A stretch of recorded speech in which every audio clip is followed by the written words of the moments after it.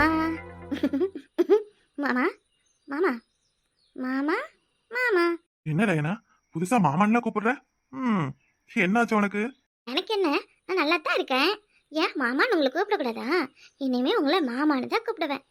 உங்க மைனி மட்டும் எப்ப பாரு மாமா மாமான்னு அவிய வீட்டுக்காரரை கூப்பிட்டு கூப்பிட்டு சொக்குபடி வைக்கிற மாதிரி பேசுறாங்கல்ல. நானும் இனிமே உங்களை மாமான்னு தான் கூப்பிடுவேன். அதுவும் நம்மளுக்கு பிடிக்காத அவங்களுக்கு முன்னாடி உங்களை இனி மாமா செல்லம் தங்கம் பட்டுன்னு தான் கூப்பிடுவேன். அவங்க எப்பவும் அப்படிதான் கூப்பிடுவாங்க. திடீர்னு நீ இப்ப அவங்கள பார்த்து கூப்பிடுற என்ன? ம் இதுவும் சமாச்சாரம் இல்லாம இப்படியெல்லாம் நீ கூப்பிட மாட்டியே செல்லம். ஐயோ, எப்படி மாமா இனி இந்த அளவுக்கு முழுசா புரிச்சு வச்சிருக்கீங்க? அது வந்து என்னன்னா, சொல்லு, என்ன சொல்லு? அது வந்து ஏன் மாமா, அவங்க நம்மளோட இடத்தையும் எடுத்துக்கிட்டு நம்மளையும் பழி வாங்கிட்டு வெளியே துரத்துவன்னு என்னென்னவோ ஊருக்குள்ளெல்லாம் சொல்லிக்கிட்டு இருக்காங்க. அதையெல்லாம் பார்த்துட்டு நீங்கள் பேசாமல் அமைதியாக இருக்கீங்க. உங்களை ஏமாற்றி ஏமாற்றி அவங்க எல்லாத்தையும் வாங்கினதெல்லாம் பத்தாதா? இருக்கிறது இந்த ஒரு வீடு, இதையும் விற்றுக்க போகிறோம்னு சொன்னதுக்கு இல்லை எங்களுக்கு இந்த வீட்டில் முழு உரிமை இருக்குது, எங்களுக்கு கொடுக்க வேண்டியதெல்லாம் கணக்கு போட்டு கொடுங்கன்னு அப்படியே பெரிய இவராட்ட உங்கள் அண்ணன் பேசுகிறாரு. பேசட்டும், இன்னும் என்னென்ன பேசுறாங்களோ பேசட்டுமே. என்னதான் பண்றாங்கன்னு பாக்கும் இரு. ஆமாம், பிள்ளை பூச்சிக்கு கொடுக்க முளைக்கிற மாதிரி உங்கள் அண்ணன் என்னவோ புதுசாக உனக்கு பாடம் கற்றுக் கொடுக்க போகிறேன், உன்னை ஓட விட போகிறேன்னு ஓவராக டைலாக் அடிச்சுக்கிட்டு நிற்கிறாரு. இப்போவே அவங்களெல்லாம் கொஞ்சம் தட்டி வச்சாதான் அப்புறம் நம்மக்கிட்ட வர மாட்டாங்க மாமா. மாமா, கூடிய சீக்கிரத்தில் எப்படியாவது அவங்களுக்கு நம்ம பாடம் சொல்லி கொடுத்து இந்த வீட்டை விட்டு விரட்டி விடணும். அப்போ தான் வீட்டை நல்லா ஒரு கொடிக்கு விற்று நம்ம இதை விட பெரிய இடமா வாங்கி நல்ல 10 அடுக்கு மாடியில் வீடு கட்டலாமாமா. கட்டலாம் கட்டலாம், அவசரப்படாதடி. கொஞ்சம் கொஞ்சமா தானே செய்ய முடியும், ஒட்டுமொத்தமா எல்லாத்தையும் பண்ணிட முடியாதுல்ல. நீ சொன்னன்றதுக்காக தான் அவங்க கிட்ட சண்டை போட்டு அவங்கள வீட்டை விட்டு துரத்தணும்னு முடிவு பண்ணோம். ஆனா அவங்க ஸ்ட்ராங்கா இங்கே தான் இருப்பேன்னு சொல்லிட்டாங்க. இதுக்கு மேல நம்ம என்ன பண்றது பட்டு? என்ன பண்றதுன்னு உங்களுக்கு தெரியாதா? அப்படியே ஒன்றும் தெரியாத ஒரு மாதிரி தான் நடிப்பீங்க. இதுவே வேற யாராவது இருந்தா இவ்வளோ நேரத்துக்கு அமைதியாகவே இருந்திருக்க மாட்டாங்க. நீங்கள் பாவம் ஏமாளிங்கிறதால தான் அவங்க பண்ணுறதெல்லாம் பார்த்துட்டு இருக்கீங்க அமைதியாக. வேற யாராவது இருந்தால் உங்கள் அண்ணன் இப்படியெல்லாம் எல்லாத்தையும் ஏமாற்றி வாங்குறதுக்கும் இப்படி வாய்ச்சாவடால் விடுறதுக்கும் நேராக ஸ்டேஷனுக்கு போய் என் சொத்தெல்லாம் அடித்து பிடுங்கிக்கிட்டான், என்னையும் அடிக்க வரான்னு கம்ப்ளைண்ட் பண்ணி அவங்கள உள்ளார தள்ளி ஒன்றும் இல்லாத ஆக்கியிருப்பாங்க. நீங்கள் என்னென்னா இப்படியே இருக்கீங்க. இந்த மாதிரி ஊமக்கொட்டை நாட்டம் இருக்கிறதால தான் அவங்க நல்லா உங்கள் தலைமையில் ஏறி உட்காந்து மழை அரைக்கிறாங்க. அது எப்போ தான் உங்களுக்கு புரிய போகுது தங்கம்? மாமா, நான் சொல்கிறது புரியுதா இல்லையா? என்ன அமைதியாக பார்க்குறீங்க? மாமா, அவங்களுக்கு முன்னாடி நம்ம முந்திக்கிறது ரொம்ப நல்லது. வாங்க நேராக ஸ்டேஷனுக்கு போகலாம், போய் கம்ப்ளைண்ட் பண்ணலாம். 2 பேர் மேலேயும் கம்ப்ளைண்ட் பண்ணலாம். போலீஸ் வந்தால் 2 பேரையும் முட்டுக்கு முட்டி தட்டி வெளியே இழுத்து விட்டுடுவாங்க. அப்புறம் யாராலையும் நம்மளை எதுவும் பண்ண முடியாது. 2 நாளில் எங்கள் அண்ணன்ட்டு சொல்லி இடத்தெல்லாம் விற்றுட்டு காசெல்லாம் எடுத்துக்கிட்டு நம்ம ஹனிமூன் போகலாமாம்மா. என்ன அமைதியாக இருக்கீங்க? சொல்லுங்க. சொல்லுங்க, அமைதியாக இருக்கீங்க. என்னமா மீனாட்சி, என்ன விஷயம்னு சொல்லு. ஏதோ ஒண்ணு பேசணும்னு வந்துட்டு நீ பாட்டுக்கு செல்ல மாதிரி நிக்கிற. என்னாச்சு? அடியே, நீ என்ன அவளுக்கு பின்னாடி மறைஞ்சிட்டு நிக்கிற? என்னாச்சு சொல்லு. என்ன 2 பேருக்கும் மூஞ்சி என்னமோ ஊன்னு இருக்கு? என்ன கேக்குறல்ல, சொல்லுங்க. அது வந்து எப்படி சொல்றதுன்னா அண்ணன், நான் ஒரு விஷயம் சொல்லுவேன். ஆனா நீ அண்ணன் ப்ளீஸ்ண்ணே, நான் சத்தியமா வேணும்னு இப்படி பண்ணலண்ணே. அண்ணன், நான் சத்தியமா இந்த மாதிரி எல்லாம் நடக்கும்னு நினைச்சு கூட பார்க்கலண்ணே. அண்ணன், அது வந்து என்னன்னா, எடி குளிச்சே என்னட்டியே வந்து போய் என்னென்னவோ இருக்கிற இந்த கட்சி. என்ன? இங்க வா இங்க வா, நீ வந்து சொல்லு வா. மைனி சொல்லுங்க மைனி, பயமா இருக்கு மைனி எனக்கு. நீ சொல்லு பிள்ளை, என்னைய போய் கொத்து விடுறீங்க. ஐயோ, கொலகார பாவி என் குறவளையே நசுக்கி எடுத்துருவான். நீ போய் சொல்லு பிள்ளை. மைனி ப்ளீஸ் மைனி, எனக்காக பேசுங்க மைனி ப்ளீஸ் மைனி, எனக்கு ரொம்ப பயமா இருக்கு மைனி. என்ன அங்க 2 பேரும் மொணமொணன்னு முடங்கிக்கிட்டு கிடக்கியா? இப்ப சொல்ல புரியல இல்லையா? அது வந்து என்னடா, நம்ம மீனாட்சி இருக்கல, மீனாட்சி அவளுக்கு கொஞ்ச நாளா உடம்புக்கு முடியல. அது உங்களுக்கே தெரியும் என்னாச்சுன்னு. அது என்னன்னு பார்த்தீங்கன்னா, அந்த மீனாட்சியும் ஒரு பயலும் லவ் பண்றாங்களா? என்ன சொன்ன? ஒழுங்கா சொல்லு. என்ன பண்றாங்க மீனாட்சி? என்ன சொன்னா இவ? ஏய் அண்ணா வேணா, மைனி விடுண்ணே. அண்ணா மைனி பாவன ப்ளீஸ்ண்ணா. ஏய் சொல்லுடி, என்னன்னு சொல்லு. எங்க கழுத்து நெரிக்குதுங்க, எங்க குறவளை வலிக்குதுங்க, விடுங்க. சொல்றேன். ஒழுங்கா என்னன்னு விவரமா சொல்லு. என்னவோ மீனாட்சி பண்றா நீ என்னன்னு சொல்லு. அண்ணா நான் ஒருத்தவனை லவ் பண்ணுறேண்ணே. அண்ணா அண்ணா ப்ளீஸ் நான் மைனி இறக்கி விடுண்ணே. மைனிக்கு இதுக்கு எந்த சம்மந்தமும் இல்லைண்ணா ப்ளீஸ்ண்ணே. மீனாட்சி ஒழுங்கா வாய முடிக்க. எங்க எங்க இறக்கி விடுங்க. வளைக்குதுங்க வளைக்குதுங்க. அம்மா அம்மா அம்மா. ஏய், ஒரு வயசு பொண்ணு வீட்டுல இருக்கவ எங்க போறா எங்க வாரா என்ன பண்றான்னு கண்டிச்சு உன்னால விளக்க முடியலனா நீ எல்லாம் என்னடி குடும்பம் நடத்துற சொல்லுடி. காதல்ன்ற வார்த்தையை கேட்டாலே என் காதுக்கு ஆவாதுன்னு தெரியும்ல. தெரிஞ்சிருந்தோம் இவ எவனையோ காதலிக்கிறான்னு நீ என்கிட்ட வக்காலத்தை வாங்கிட்டு வரியா? ஏங்க அது இல்லைங்க, நான் எவ்வளவு சொல்லிட்டேங்க. ஆனா மீனாட்சி தாங்க கேட்கல. என்னடி சொன்ன? என்ன சொன்ன?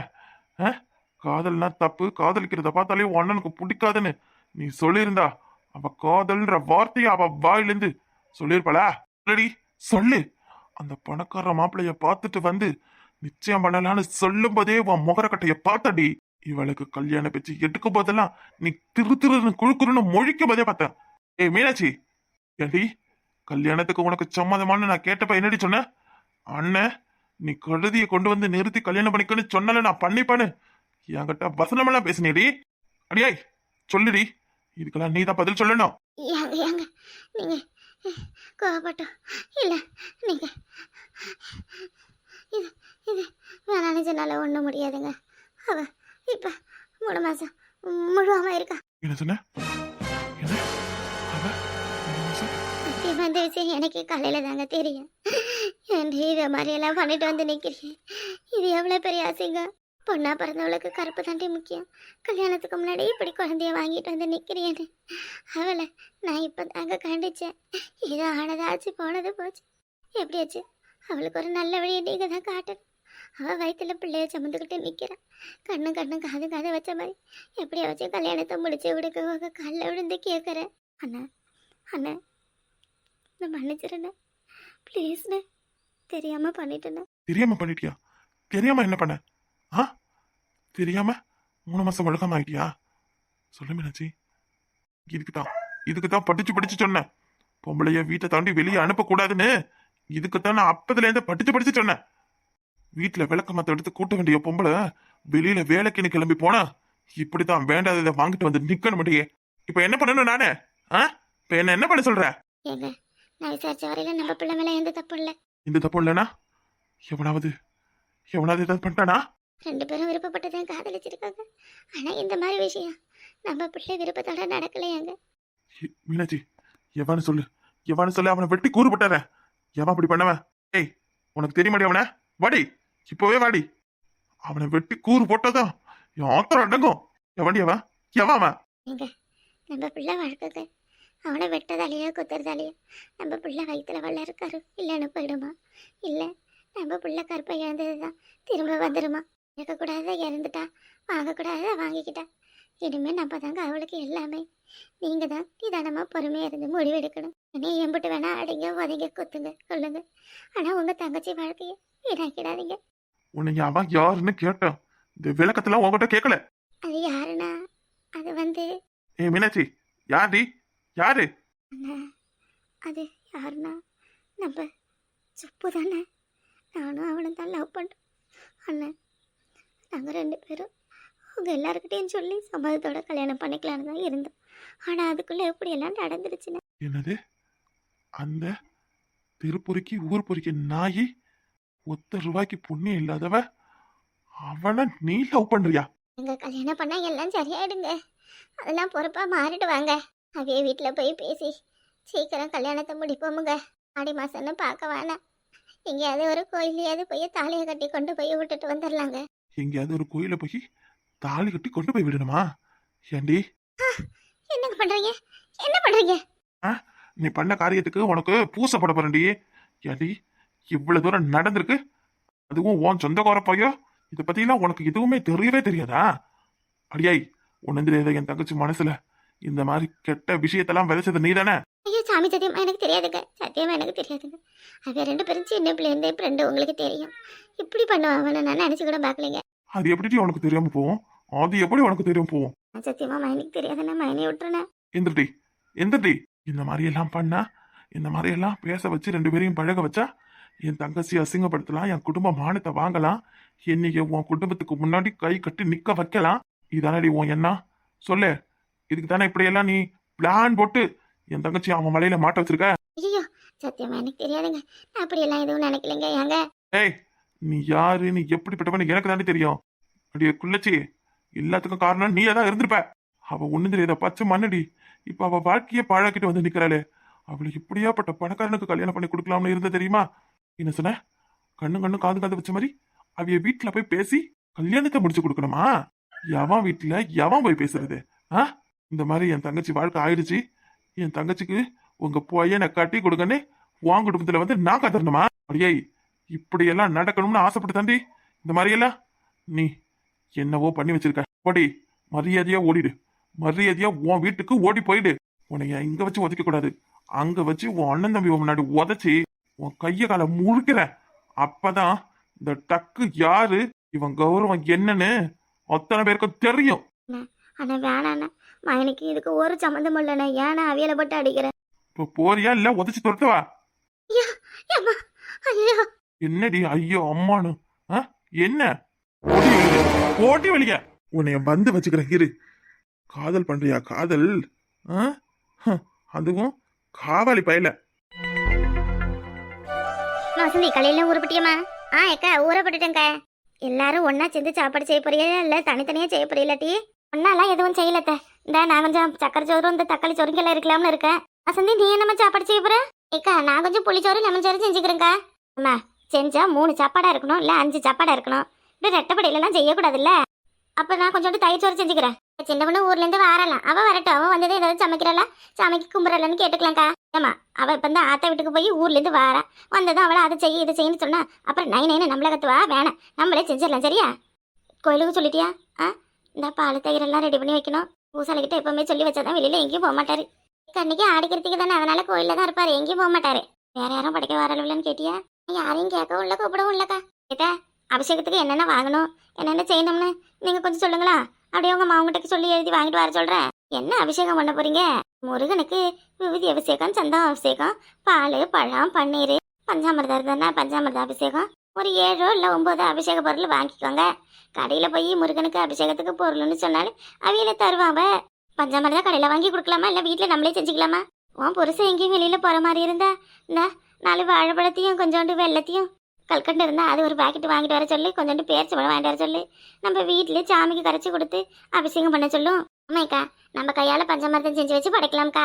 மத்தியானம் வீட்டுல படையல் போட்டுட்டு தானே சாயங்காலம் கோயில்ல படைக்க போறிய? ஆமாத்தா ஆமா. மத்தியானம் வீட்டுல சாம்பார் வச்சு படைச்ச அப்புறம் படையல் போடாம எப்படி இருக்கிறது? சரிம்மா, நீ வேற காலையில இருந்து அண்ணன் தண்ணி ஒண்ணு கூட சாப்பிடல. சரி, நீங்க 2 பேரும் உட்காந்து பேசிக்கிட்டு இருங்க. இந்தா நான் அப்படி போயிட்டு வரேன்.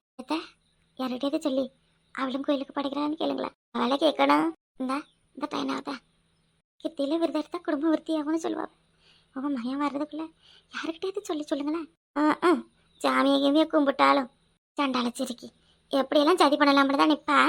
அவளாவது சாமி கும்பிட்டதாவது அதெல்லாம் ஒன்றும் சொல்ல வேண்டாம். அவ இம்பிட்டு பண்ணி அவளுக்கு போய் சாமி கும்பிட சொல்ற பத்தியா? ஒன்னு என்ன பண்றதுனே தெரியல. சாமி விஷயத்துல எதுவும் பிரிச்சு பார்க்க கூடாதுன்னு பாக்குறேன்.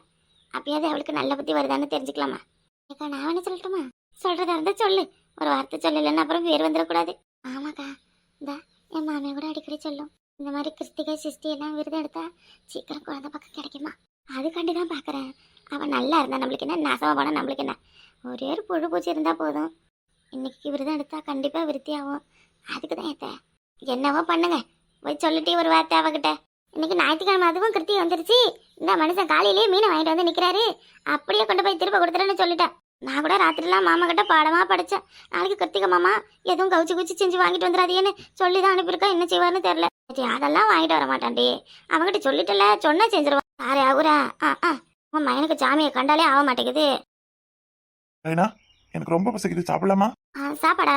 இன்னும் ஒரு 10 நிமிஷம் வெயிட் பண்ணுங்களேன், ரெடி ஆயிடும். என்ன சமைச்சிருக்க? என்னது? என்ன சமைச்சிருக்கியா? ஏங்க எனக்கு என்னங்க சமைக்க தெரியும்? என்னது, உனக்கு என்ன சமைக்க தெரியுமா? அப்ப உனக்கு ஒண்ணுமே சமைக்க தெரியாதா? 10 நிமிஷத்துல ரெடி ஆயிடுன்னு சொன்ன.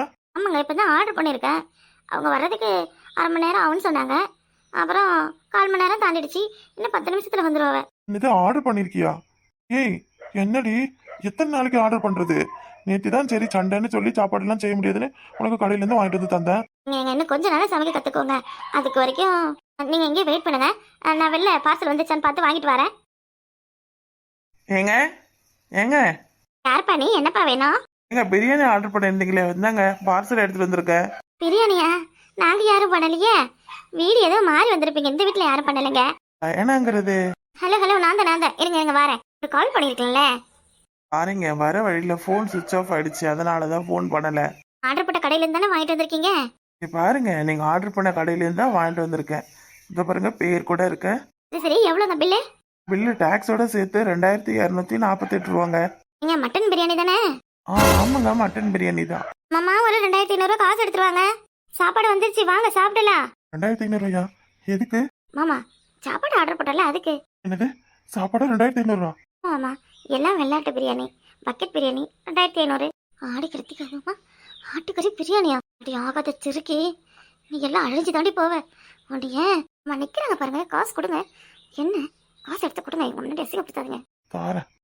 என்னங்க 2500 இருக்கு, 2248 பிரியாணி போவ, மீதி காசு டிப்ஸா வச்சுக்கோங்கண்ணே. சரிங்க, ரொம்ப தேங்க்ஸ். பக்கெட் திறக்காமலே நல்ல மனமா இருக்கு. இப்படியே உட்காருங்க, சாப்பிட்டுக்கலாம் 2 பேரும். உள்ள கொண்டு போய் சாப்பிடலாமே. பெட்ரூம்ல எதுக்கு கொண்டு போய் சாப்பிடணும்? இங்கே சாப்பிடலாம், உட்காருங்க. சாப்பிடக்கூடாதுன்னு எதுவும் சட்டம் இருக்கா என்ன?